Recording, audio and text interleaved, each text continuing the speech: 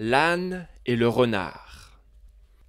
Un paysan possédait un âne, éthique et décharné, qui errait, du couchant au lever du soleil, dans les déserts de rocailles, sans rien manger, lamentable. Or, dans cette contrée, il y avait une forêt entourée de marais, sur laquelle régnait un lion, grand chasseur. Ce lion se trouvait alors épuisé et meurtri, à la suite d'un combat avec un éléphant. Il était si faible qu'il ne trouvait plus la force de chasser. Si bien que lui et les autres animaux se trouvaient privés de nourriture. En effet, ces derniers avaient l'habitude de se nourrir des restes du lion. Un jour, le lion ordonna au renard : « Va me chercher un âne, trouve-en un dans la prairie, et débrouille-toi pour me l'amener ici par ruse. En mangeant sa chair, je reprendrai force et me remettrai à chasser. Il m'en faudra fort peu, et je vous laisserai le reste. Pratique tes sortilèges et ramène-moi un âne ou un bœuf. Emploie tout moyen à ta convenance, mais arrange-toi pour qu'il s'approche de moi. Je suis ton serviteur, je suis à mon affaire dès qu'il s'agit de ruser. Ma voie ici-bas consiste à guider ceux qui quittent le bon chemin. » Il partit donc vers la prairie. Or, en chemin, au beau milieu du désert, il tomba sur l'âne qui errait, maigre et décharné. Il s'approcha et entama la conversation avec cet innocent. « Mais que fais-tu donc dans ce désert de pierrailles ? » ?»« Que je mange des épines, ou que je sois dans le jardin de l'Irem, Dieu l'a voulu ainsi, et je lui rends en grâce. On doit remercier tous les bienfaits comme pour les déboires, car dans le destin existe le pire du pire. Comme c'est Dieu qui fait la répartition, la patience est la clé de toute faveur. S'il m'offre du lait, pourquoi lui demanderais-je du miel ? De toute façon, chaque jour apporte sa part de tourments. Mais la volonté de Dieu, c'est que tu cherches la part qui t'est destinée. Ce monde est un monde où règne le prétexte. S'il n'y a ni prétexte ni raison apparente, ta part t'échappe. C'est pour cela qu'il est important de réclamer. Ce que tu dis prouve ton manque de confiance en Dieu. Car celui qui donne la vie donnera aussi le pain. Celui qui est patient finira par trouver sa part, tôt ou tard, et à coup sûr, plus rapidement que celui qui ne sait pas attendre. « La confiance en Dieu, répondit le renard, c'est là une chose bien rare, et ne crois pas que moi ou toi nous l'ayons. Il faut être bien ignorant pour chercher à obtenir ce qui est rare, car il n'est pas donné à chacun de devenir sultan. Ton discours n'est fait que de contradictions. Ici-bas, tous les malheurs proviennent de l'avidité.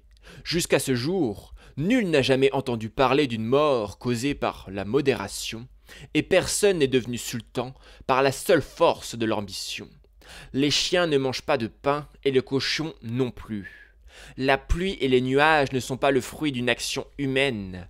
Le désir que tu as de prendre ta part n'a d'égal que le désir qu'a ta part de te rejoindre. Si tu ne vas pas vers elle, elle viendra à toi. Dans cette quête, la précipitation ne peut qu'apporter des déboires. Ceci n'est qu'une légende. Il faut se donner du mal, ne serait-ce que pour obtenir une graine. Puisque Dieu t'a donné des mains, tu te dois de t'en servir. Tu dois travailler, ne serait-ce que pour aider tes amis. Puisque personne ne peut être à la fois tailleur, marchand d'eau et menuisier, l'univers trouve un équilibre dans le partage du labeur et des gains. C'est une erreur de croire être libre parce qu'on consomme gratuitement. Je ne connais pas de gain meilleur que la confiance en Dieu, car chaque fois que l'on remercie Dieu, notre gain augmente. Ils conversèrent ainsi longtemps et finirent par épuiser les questions et les réponses. À la fin, le renard dit à l'âne : « C'est une idiotie que de patienter dans ce désert de pierrailles. La terre de Dieu est vaste. Va plutôt vers la prairie. Là-bas, tout est vert comme au paradis. Les herbes croissent abondamment. Tous les animaux y vivent dans la joie et le bonheur. Les herbes sont si hautes que même un chameau pourrait s'y dissimuler.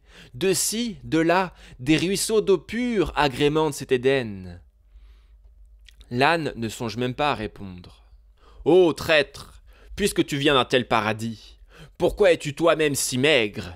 Où est donc ta joie? La faiblesse de ton corps est pire que la mienne. Si tu es un émissaire des ruisseaux dont tu me parles, alors quel messager enverra la sécheresse? Tu racontes beaucoup de choses, mais tu n'apportes guère de preuves. À force d'insistance, le renard parvint à entraîner l'âne vers la forêt. Il le conduisit vers le repère du lion. Alors qu'ils étaient encore assez éloignés, le lion chargea, plein d'impatience. Avec un terrible rugissement, il se rua vers l'âne, mais ses forces le trahirent, et l'âne, à moitié mort de peur, parvint à se réfugier dans la montagne. Le renard dit alors au lion : « Ô sultan des animaux, pourquoi avoir agi ainsi contre toute raison? Pourquoi t'es-tu précipité? Si tu avais su attendre, c'était une affaire entendue. À ta vue, l'âne s'est enfui et ta faiblesse, révélée au grand jour, te couvre de honte. Je croyais posséder ma force d'antan. J'ignorais que j'étais affaibli à ce point. La faim m'a fait tout oublier. Ma raison et ma patience se sont évanouies. Je t'en prie, utilise encore une fois ton intelligence et ramène-le-moi. Si tu y parviens, je te serai reconnaissant pour toujours. » Si Dieu le veut, l'aveuglement de son cœur lui fera de nouveau commettre la même erreur. Peut-être oubliera-t-il la peur qu'il vient d'éprouver. Ce ne serait guère étonnant de la part d'un âne. Mais si jamais j'y parviens, ne pêche pas par excès de précipitation pour ne pas ruiner mes efforts. J'ai l'expérience désormais. Je sais que je suis faible et invalide.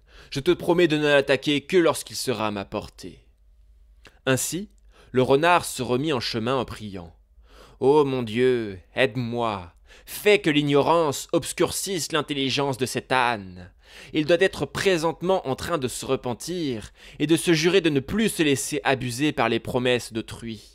Aide-moi afin que je puisse le tromper encore une fois, car je suis ennemi de toute intelligence et traître à tout serment. » Quand il parvint auprès de l'âne, celui-ci lui dit : « Laisse-moi en paix, ô inhumain.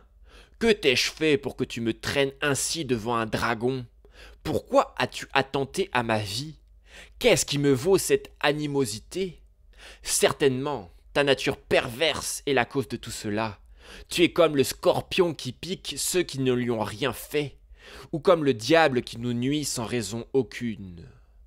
Ce que tu as vu n'était qu'une apparence créée par les artifices de la magie.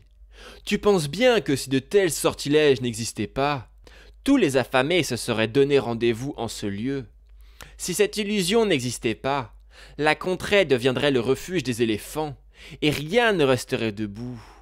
Je voulais t'en avertir afin de t'éviter cette frayeur, mais ma pitié pour toi et l'envie que j'avais de te porter secours, tout cela m'a ôté cette préoccupation de la tête. Sinon, sois sûr que je t'en aurais averti. Ô ennemi, disparais de ma vue. Je ne veux plus te voir. Je le comprends maintenant. Dès le début, tu n'en voulais qu'à ma vie. Après que j'ai vu le visage d'Azraël, tu as encore le front d'essayer de m'abuser. Je suis la honte de l'espèce des ânes, je te l'accorde. Je suis même, si tu veux, le plus vil des animaux, mais je vis cependant. Un enfant qui aurait vécu ce que je viens de vivre serait devenu un vieillard. Je te promets devant Dieu que jamais plus je ne croirai aux mensonges des imposteurs. » Le renard répliqua : « La lie n'existe pas dans ce qui est pur, mais le doute existe dans l'imagination. Tes soupçons sont injustifiés, crois-moi. Il n'y a aucun mensonge dans mes paroles, aucune traîtrise dans mes intentions. Pourquoi affliger ton ami par de tels soupçons? Même si les apparences sont contre eux, ne désespère pas de tes frères. La suspicion éloigne les amis les uns des autres. Je te le répète, ce lion n'était qu'une illusion. Le doute et la peur ne sont que des obstacles sur ton chemin. » L'âne tenta de résister aux mensonges du renard, mais le manque de nourriture avait épuisé sa patience et obscurci son entendement. Certes, l'appât du pain a coûté bien des vies et transpercé beaucoup de gorges, et l'âne était prisonnier de sa faim. Il se disait : « Si la mort est au bout du chemin, cela reste malgré tout un chemin, et je serai au moins sauvé de cette faim qui me tenaille. Si la vie consiste en cette souffrance, Peut-être vaut-il mieux mourir. » Il avait bien eu un sursaut d'intelligence, mais, en fin de compte, son ânerie reprit le dessus. Le renard l'amena donc auprès du lion, et celui-ci le dévora. Après ce combat, le lion eut soif et partit à la rivière pour se désaltérer. Tandis qu'il était absent, le renard mangea le foie et le cœur de l'âne. À son retour, voyant que l'âne n'avait plus ni cœur ni foie, le lion demanda au renard : « Où sont passés son cœur et son foie ? Je ne connais pas de créature qui soit dépourvue de ces deux organes. » Le renard répliqua : « Ô lion, s'il avait eu un foie et un cœur, serait-il revenu ici la deuxième fois ?